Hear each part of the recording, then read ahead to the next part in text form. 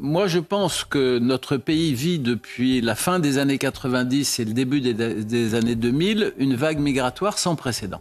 Ouais, admettons, mais ce serait quoi le problème ? Dès l'instant que vous avez le sentiment d'une submersion, de ne plus reconnaître votre pays, de ne plus reconnaître les modes de vie ou la culture, dès cet instant-là, vous avez rejet. Voilà.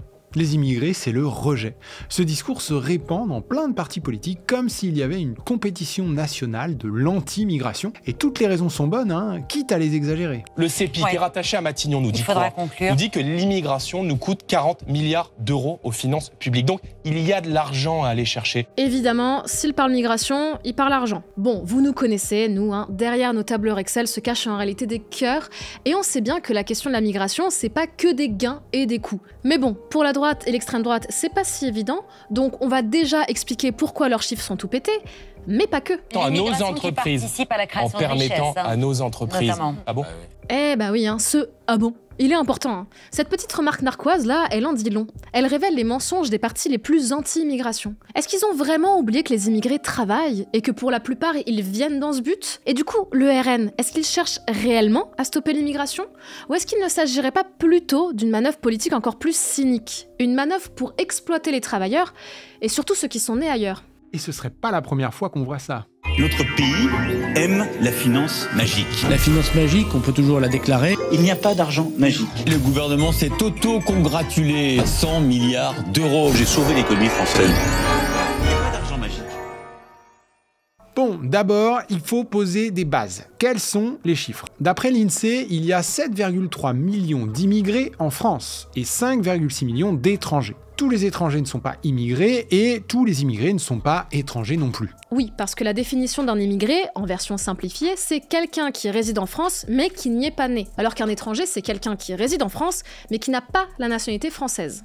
Donc, autant un étranger peut devenir français s'il obtient la nationalité, autant un immigré ne pourra jamais être un natif. Il ne pourra jamais changer son pays de naissance. À ces 7,3 millions, il faut aussi rajouter 3 à 400 000 immigrés présents illégalement sur le territoire, de façon irrégulière, donc ceux qu'on appelle les sans-papiers. Et voilà le travail. Sur 67 millions de personnes vivant en France, 7,7 millions sont des immigrés, 11% de la population, et 95% sont là légalement. Ils ont des papiers. Ok, maintenant, combien ils nous coûtent ces immigrés ? Alors, il y a plein de think tanks à la noix qui font des pseudo-études, genre l'Institut Montaigne ou encore l'Observatoire de l'immigration. D'ailleurs, en fait, c'est cet observatoire-là, la source de Bardella, le coût des 40 milliards. Le mec qui fait l'étude, alors c'est Pierre Danon, c'est un entrepreneur / patron qui a fait partie de la campagne de Fillon en 2016. C'est clairement un mec de droite, mais surtout, c'est pas un chercheur.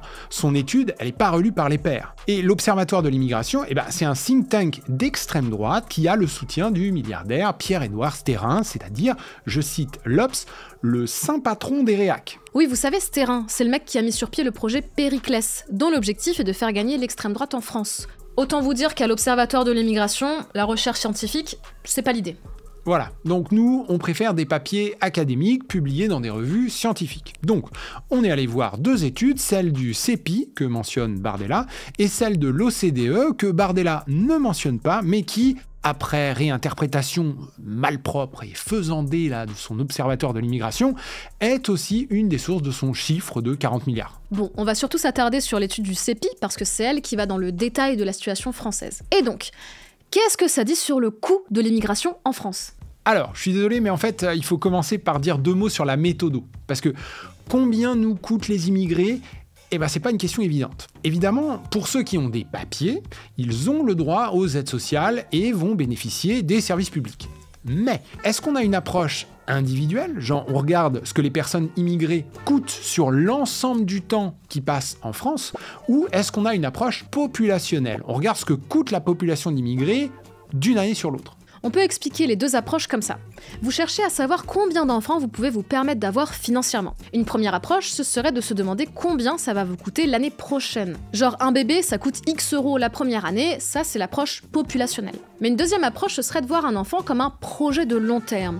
Son coût change d'année en année en fonction de son âge. Donc on pourrait faire la somme des coûts totaux du gamin sur les années où il est dépendant de vous et faire une moyenne annuelle. Et ça, c'est l'approche individuelle. J'adore qu'on réduit tout comme ça à un coût financier. Ça fait vachement scientifique. Bref, donc avec une approche individuelle, on tombe sur un résultat assez évident. Les immigrés coûtent moins cher que les natifs. Parce que comme ils arrivent adultes en France, ils coûtent 0 en éducation. Mais c'est pas l'approche du CEPI. Eux, ils ont choisi de regarder les coûts de la population d'immigrés d'une année sur l'autre. Leur étude, elle date de 2018, et ça couvre une période très longue de 1979 à 2011. Bon, et alors maintenant, le chiffre que vous attendez, combien coûtent les immigrés par rapport à ce qu'ils rapportent? Ouais, mais non, désolé, parce qu'en fait, il y a encore un autre point méthodo hyper important, parce que ce que coûtent les immigrés, bon, ça c'est ok, ils coûtent des aides sociales et des services publics, mais ce qu'ils rapportent, il y a au moins 2 mesures qu'on peut regarder. Ils rapportent des impôts, taxes et cotisations pour le budget des administrations publiques, mais ils rapportent aussi du PIB, c'est-à-dire des richesses pour l'ensemble de la population. Et c'est là qu'on retrouve le petit « ah bon » de Bardella. Parce qu'il le sait bien, lui, que le Deliveroo qui livre les McDo, c'est souvent un immigré. Pareil pour celle qui fait le ménage du bureau à la Défense, qui soigne des gens dans l'hôpital public, ou qui récolte des fraises qui sont vraiment trop bonnes cette année. Le CEPI a choisi de s'intéresser uniquement à la contribution des immigrés au budget de l'État. Mais quand on regarde ce qu'ils contribuent au PIB, c'est toujours plus important que ce qu'ils coûtent. Essentiellement parce qu'ils sont statistiquement plus en âge actif. Alors que le français moyen, il est un peu à l'école, donc il coûte de l'éducation, mais ne rapporte rien. Et beaucoup à la retraite aussi. Là aussi, niveau PIB, ça rapporte rien. Allez, un dernier mot sur les 40 milliards de Bardella, là. D'où il tire ce chiffre? En fait, dans les études du CEPI et de l'OCDE, ils font un calcul où ils intègrent au coût des immigrés le coût de leurs enfants nés en France. Leurs enfants qui ne sont pas immigrés, puisqu'ils sont nés en France. Rappelez-vous, c'est la définition d'un immigré, ne pas être né en France. Forcément, comme les enfants ne paient aucun impôt, mais consomment des services publics d'éducation et de soins, ça alourdit la facture. On passe d'une population d'immigrés qui coûtait 0,5% du PIB à une population qui en coûte désormais 1,5%. Mais vous savez combien elle coûte la population native en pourcentage du PIB, les Français là? Le reste du déficit public. Donc n'importe quoi entre 1,5 et 2,5%. Finalement, si on voulait vraiment économiser des sous, faudrait peut-être plutôt virer les Français en fait. Mieux, faudrait virer les boulets de la société que sont les enfants et les retraités. Vous comprenez bien que ça n'a pas de sens. Une population quelle qu'elle soit ne peut pas simplement être résumée à un coût dont on pourrait se passer. Expulser 8 millions d'émigrés qui travaillent et qui vivent en France, et expulser aussi leurs enfants, je vous rappelle que niveau démographie, on n'est pas au top, mais bon, non seulement ça coûterait un pognon de dingue, parce qu'il est où le chiffrage d'une politique pareille, c'est une sacrée logistique de virer des gens, mais en plus, ça créerait un véritable vide dont la résultante serait inévitablement une crise économique majeure. On n'aurait tout simplement plus assez de bras. Et le manque de bras, c'est déjà une question d'actualité, parce que ces derniers mois, même ces dernières années, en France, on a beaucoup parlé des métiers en tension, des boulots pour lesquels on ne trouve pas assez de main-d'œuvre. Alors pour moi, il y a 2 types de métiers en tension. Il y a des métiers qui sont en tension où il y a des problèmes de recrutement et il y a des problèmes de rétention de la main-d'œuvre. C'est-à-dire que même quand les gens sont embauchés, il y a un fort turnover, les gens partent, quittent. Ça, c'est un signe que ces métiers ont des problèmes d'attractivité. Je pense par exemple à l'hôtellerie-restauration ou à d'autres métiers. On peut penser au secteur du soin, etc. Il y a des secteurs où il y a un problème d'embauche, de recrutement, mais il n'y a pas forcément de difficulté de rétention. Par exemple, dans l'industrie, vous pouvez avoir des métiers où c'est difficile de recruter, mais une fois que les gens sont recrutés, ils restent.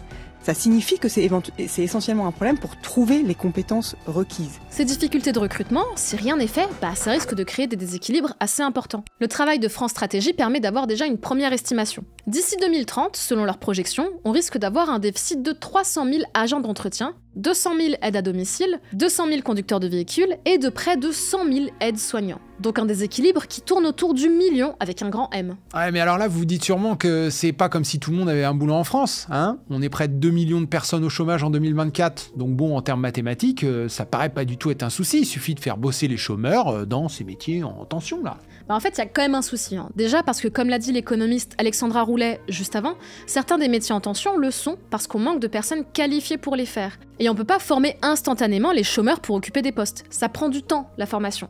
Donc ça concerne les métiers comme médecin ou ouvrier qualifié, par exemple. Mais en plus de ça, quand on regarde notre graphe là, on voit que le plus gros du manque en fait, c'est l'autre type de métier en tension, ceux qui ont un problème de rétention de la main-d'œuvre. Ça, c'est la manière académique de dire que ce sont des boulots pourris. Donc, les gens font ça et dès qu'ils trouvent autre chose ou qu'ils en peuvent plus, ils arrêtent. Et il faut prendre un moment pour comprendre pourquoi.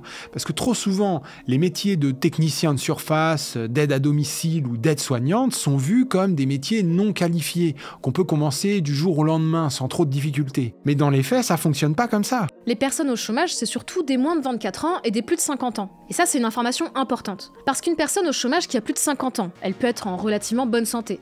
Mais si elle a les genoux fragiles ou qu'elle n'a aucune préparation physique, elle tiendra pas 2 semaines dans un boulot d'aide à domicile. C'est le type de boulot où vous êtes lâché pour faire des gestes qui demandent de la technique, de la force, et qui peut vous amener très vite en arrêt maladie. Alors, on pourrait se dire que les jeunes, eux, peuvent plus facilement s'y mettre. Niveau physique, ça devrait pas être trop un problème. Mais en fait, là aussi, il y a des vrais freins. D'abord parce que, les jeunes qui commencent ont besoin d'être accompagnés sur le terrain et formés pour développer les bons gestes qui éviteront qu'ils se blessent.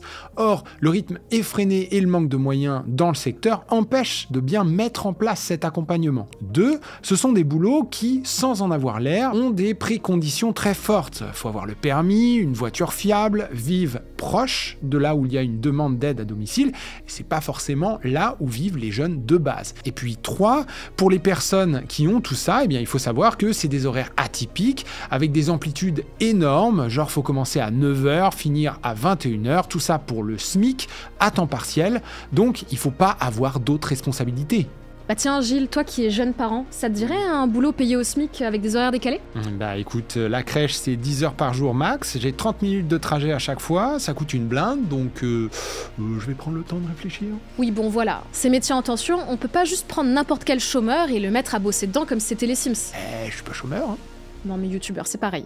Bref, dans la vraie vie, celles et ceux qui vont prendre ces jobs difficiles, ce sont les personnes qui n'ont absolument pas le choix, qui n'ont pas de mécanisme de support local et qui ont du mal à faire respecter leurs droits pour améliorer leurs conditions de travail. Donc les personnes immigrées, et encore plus celles qui ne sont pas issues de l'Union européenne. C'est pour ça qu'on les retrouve dans les emplois que ce graphe indique comme essentiels. Autour de 15% du personnel soignant, des conducteurs d'engins, des éboueurs, et près d'un quart pour les employés de ménage sont des travailleurs d'origine étrangère. Qu'est-ce qui explique que ces secteurs en particulier emploient autant d'étrangers hors Union européenne ? Ces métiers-là dont on parle sont souvent des métiers contraignants, avec un travail répétitif, un travail difficile, des heures fractionnées, morcelées, hachées, et donc... Et des salaires bas. Exactement. Et les immigrés à qualification égale ont davantage tendance, justement, à accepter des conditions d'emploi difficiles, des conditions de travail éprouvantes. Et donc non, les immigrés ne veulent pas le travail des Français parce que les Français ne veulent pas, à juste titre, c'est pas une critique, faire les boulots que les immigrés font. Mais la concurrence ne s'exerce pas nécessairement entre les immigrés et les Français nés en France. La concurrence s'exerce surtout au sein de la population étrangère, au sein de la population immigrée, de telle sorte que, par exemple, une augmentation du nombre d'étrangers dans certains métiers du BTP va surtout réduire les opportunités économiques des travailleurs justement immigrés issus des vagues précédentes d'immigration. Donc, pour récapituler, dans nos discours politiques, l'immigration est désignée comme le problème numéro 1, responsable de tous les maux de notre société, que ce soit par le vol des aides sociales ou par le vol du travail. De l'autre côté, la réalité, c'est plutôt que les immigrés, même s'ils sont plus touchés par le chômage que les natifs, apportent plus d'activités économiques, plus de PIB qu'ils ne consomment en service public, puisqu'ils arrivent en France déjà prêts à travailler. En plus de ça, ils sont surreprésentés dans les métiers difficiles, qui peinent à recruter, mais qui sont pourtant pour la plupart essentiels. Et malgré tout, ces métiers continuent d'être en tension, au point d'avoir un manque d'un demi-million de travailleurs en France dans les 5 ans à venir. Et c'est là qu'on arrive sur la réponse politique à tout ça.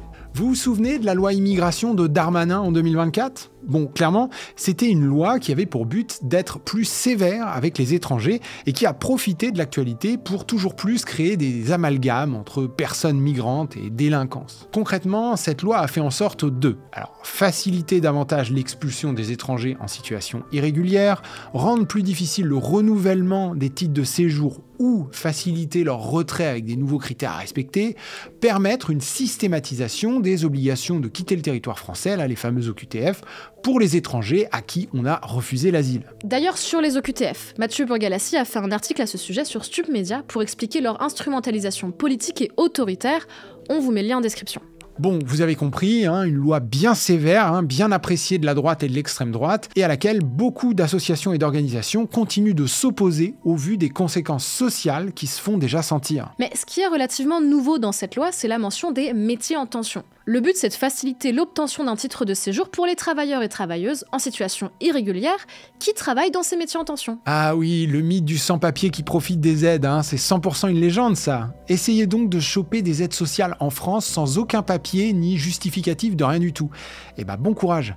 Les sans-papiers bossent de ouf, les patrons les adorent d'ailleurs parce qu'ils sont corvéables à merci et qu'ils peuvent pas se plaindre. Voilà, et Darmanin aussi, il aime bien les gentils migrants qui se plaignent pas. D'ailleurs, regardez comment il décrit lui-même sa politique migratoire. Il faut être méchant avec les méchants et gentil avec les gentils. Ah voilà, ça c'est une politique migratoire qu'on peut comprendre. La question reste de savoir qui sont les gentils et qui sont les méchants en fait.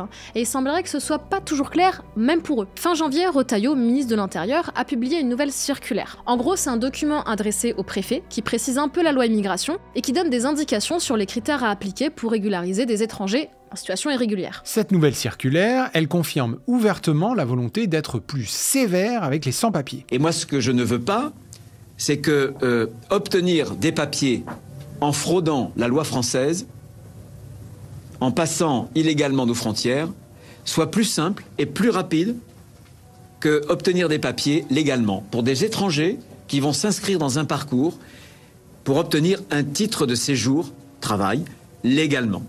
On ne peut pas désavantager les seconds qui acceptent nos règles au mépris des premiers qui les violent. Et donc lui aussi, sans employer directement les termes de gentil et méchant, il fait une distinction entre les bons et les mauvais étrangers. Dans cette circulaire, donc, pour les personnes en situation irrégulière qui ne travaillent pas dans des métiers en tension, donc les méchants illégaux, ça dit « Les étrangers sans papier doivent désormais être présents sur le territoire depuis au moins 7 ans contre 5 ans auparavant pour obtenir une autorisation de séjour. » C'est long, 7 ans. C'est le temps entre l'entrée au collège et le passage du bac. Une éternité. Mais bon, au moins, ceux qui travaillent dans les métiers en tension, eux, ils vont peut-être avoir la vie un peu plus facile. Eh non, pour le coup, la circulaire reprend les critères de la loi Darmanin de 2024, dont on parlait tout à l'heure. Alors vous me direz, au moins, il les durcit pas davantage, mais c'était déjà assez costaud. La régulation des travailleurs exige 3 ans de présence en France et 12 mois d'ancienneté dans l'exercice d'un métier fixé par décret. Attends, mais c'est pas censé être gentil avec les travailleurs ? S'il faut qu'ils soient là depuis 3 ans, en ayant travaillé 1 an pour se régulariser, c'est bien qu'ils auront été là de manière illégale à un moment donné. Vous imaginez ? Bosser dans les métiers les plus difficiles dont les Français ne veulent pas, certainement de manière illégale, donc sans protection sociale, peut-être même pas payé au SMIC, tout ça avec la peur au ventre de se faire virer, j'ai comme l'impression qu'on n'est pas si gentil avec les gentils là. Et oui, d'où certaines critiques. On a par exemple la Commission nationale consultative des droits de l'homme qui déplore l'incohérence de l'exigence de preuve de 12 mois de travail pour des personnes a priori non autorisées à travailler légalement. Il critique aussi l'amplification d'un paradoxe qui complique la régularisation des travailleurs. Ainsi, le texte prévoit d'un côté des nouvelles mesures contre les employeurs faisant appel à des travailleurs en situation irrégulière et d'un autre côté, rend ces mêmes travailleurs dépendants de leur employeur pour apporter les preuves de leur travail. Et là, rappelons-nous que l'on parle des travailleurs dans les métiers en tension.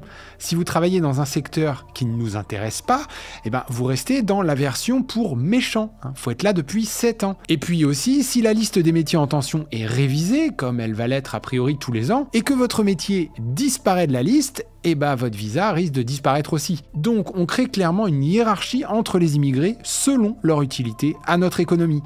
Et c'est pas la première fois qu'on fait ça. Parce qu'on a tendance à vouloir l'oublier, mais la France, c'est aussi un ancien empire colonial, qui a hiérarchisé économiquement des peuples entiers pendant des centaines d'années. Donc on a gardé de vieux réflexes. Marseille, la Joliette. Aquai, l'avenir. Commentant les accords, M. Massenet, directeur de la population et de l'immigration, déclarait le 31 décembre « Les autorités françaises vont pouvoir adapter l'immigration aux besoins objectifs de l'économie. » On connaît ces images. Dans les travaux publics, la sidérurgie, la métallurgie, le bâtiment, le visage du travailleur algérien est familier. Bon, là c'est un contexte particulier. On est en 1968, l'Algérie n'est plus une colonie française depuis 1962, et on vient de signer l'accord franco-algérien. Mais bon, dans l'idée, même si c'est pas les mêmes procédés administratifs, c'est le même principe qu'aujourd'hui. À l'époque, la France était en pleine période de croissance et avait besoin de mains pour faire tourner son économie.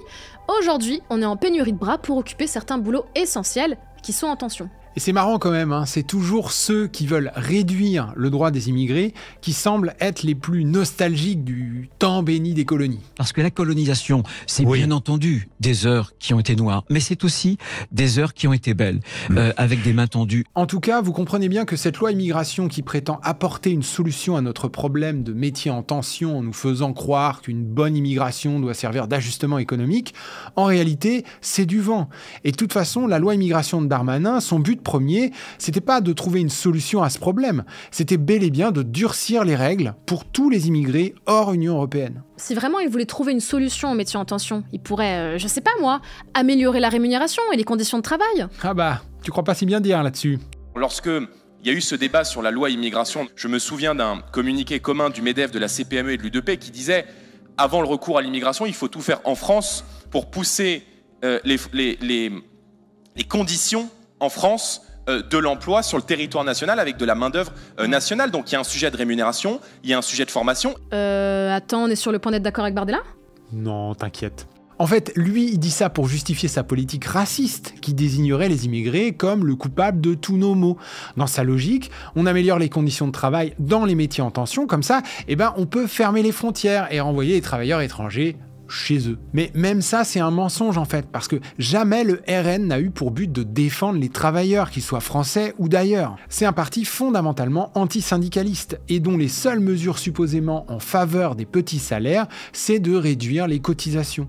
Donc de réduire la possibilité de redistribution qui bénéficie surtout aux travailleurs les plus modestes. Quand il parle d'augmentation des salaires, c'est toujours au détriment des cotisations patronales. Et c'est la raison pour laquelle on veut permettre aux chefs d'entreprise qui en ont la possibilité d'augmenter de 10% sans cotisation patronale les salaires dans leur entreprise jusqu'à 3 fois le SMIC. Puis il suffit de regarder aux États-Unis ou au Royaume-Uni. Il y a beaucoup moins de cotisations sur les salaires, ça n'empêche pas le phénomène des travailleurs pauvres, au contraire. Et d'ailleurs, quand il s'agit de trouver de la main-d'œuvre à exploiter, on peut être sûr que le RN n'est pas loin. Que ce soit à l'Assemblée, où un député RN a déposé un amendement qui voulait affaiblir un peu les contrôles du travail dissimulé dans les vignes, ou quand, comme de par hasard, des travailleurs illégaux sont découverts, avec leur tente, sur la propriété viticole d'un autre député RN. Bien sûr, dans les deux cas, pas d'expulsion du parti, hein ? Bah non, parce que c'est pas tant un parti anti-migrant qu'un parti pro-exploitation. Et oui, c'est pas le premier rodéo des partis qui se disent anti-migrants, hein. L'Italie, le Royaume-Uni, les États-Unis sont autant de pays qui ont, par des décisions politiques,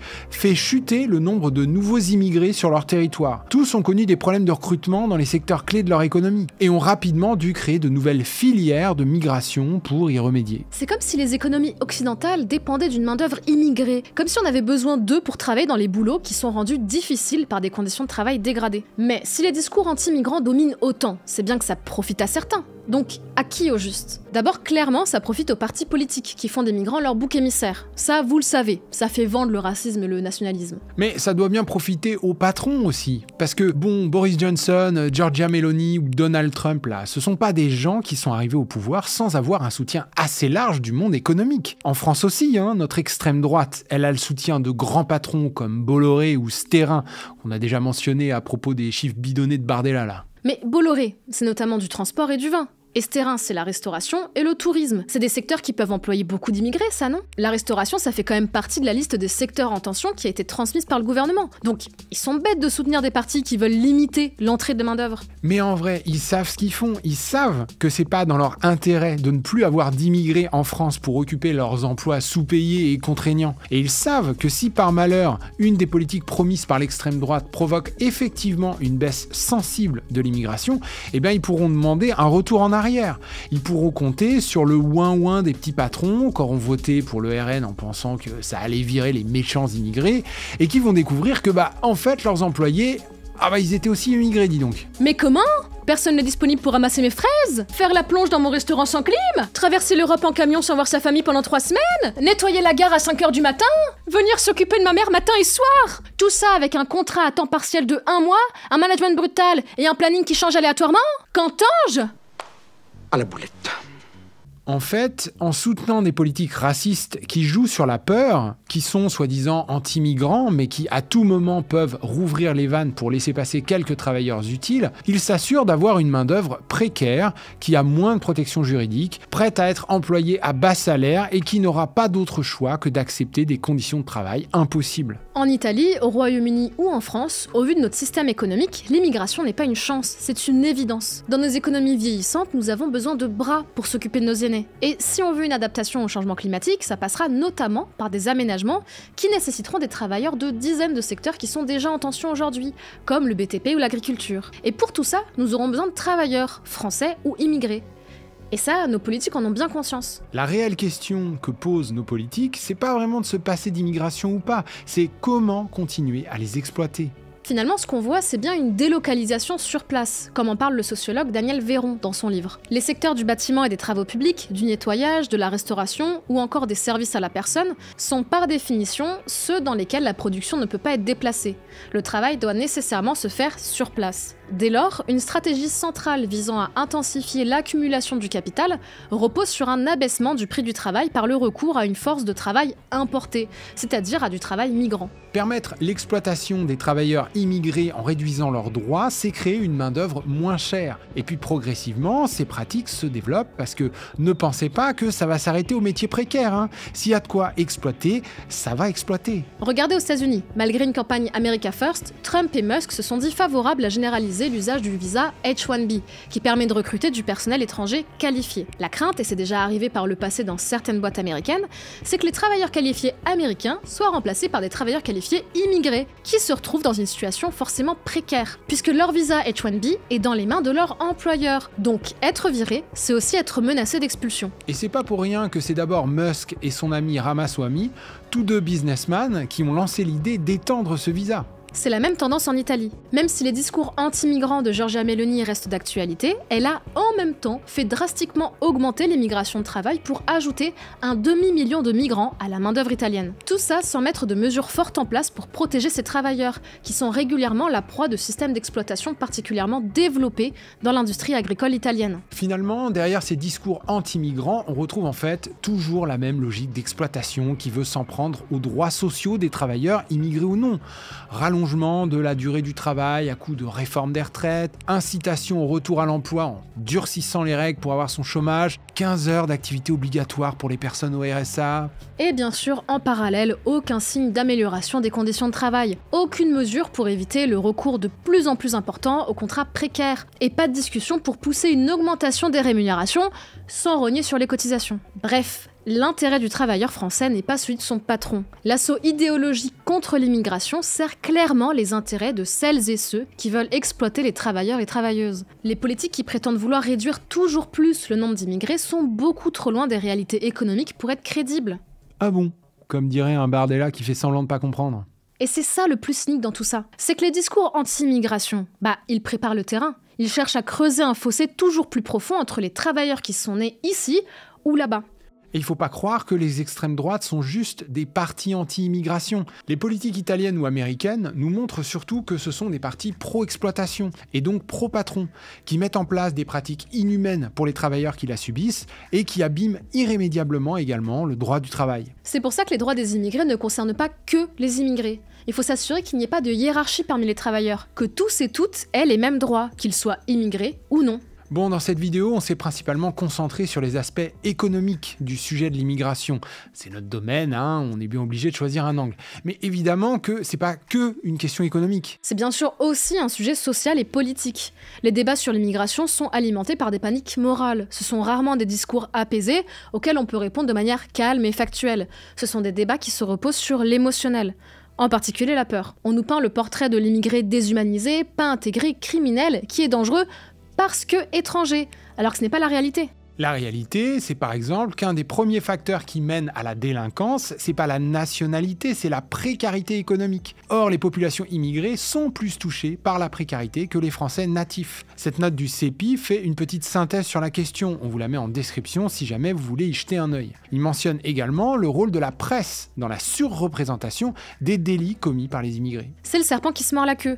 Les politiques nous agitent l'image de cet étranger dangereux, ils alimentent la peur des Français, puis prétendent apporter des solutions en limitant les régularisations, en systématisant l'usage des OQTF, en créant parfois des conflits diplomatiques au passage, et ça fragilise toujours plus la situation des immigrés en les stigmatisant et en les précarisant. Et tous ces discours politiques déshumanisants finissent toujours par infuser dans la société. Leurs impacts se retrouvent partout. Par exemple, sur la manière dont on gère nos frontières. Sur ce point, on vous conseille l'excellent sujet de Loumi pour Off Investigation, qui nous raconte comment Frontex, l'agence de l'Union européenne chargée du contrôle et de la gestion des frontières de l'espace Schengen, utilise des méthodes illégales qui mettent en danger la vie des migrants pour les repousser hors de nos territoires. Des pushbacks connus de l'agence européenne Frontex qui auraient caché une vingtaine de rejets violents et illégaux de 957 migrants. Bref, les politiques anti-migratoires, le contrôle de nos frontières, les métiers en tension dont on cherche pas vraiment à améliorer les conditions, la discrimination contre les migrants, tout ça c'est lié. Et si on laisse l'extrême droite nous laver le cerveau avec ses discours toujours plus menteurs et violents, eh ben l'exploitation et la maltraitance, elle va s'intensifier et pas que pour les migrants. C'est donc super important de pouvoir informer sur ces questions, comme on a tenté de le faire aujourd'hui. Donc n'hésitez pas à soutenir des médias indépendants comme Blast, et nous, on se retrouve le mois prochain. Et d'ailleurs, quand il s'agit d'exploiter de la main-d'œuvre à exploiter, Quand il s'agit d'exploiter de la main-d'œuvre exploitatoire à exploiter de manière exploitive, un management brutal et un planning qui change aléatoirement, qu'entends-je ? C'était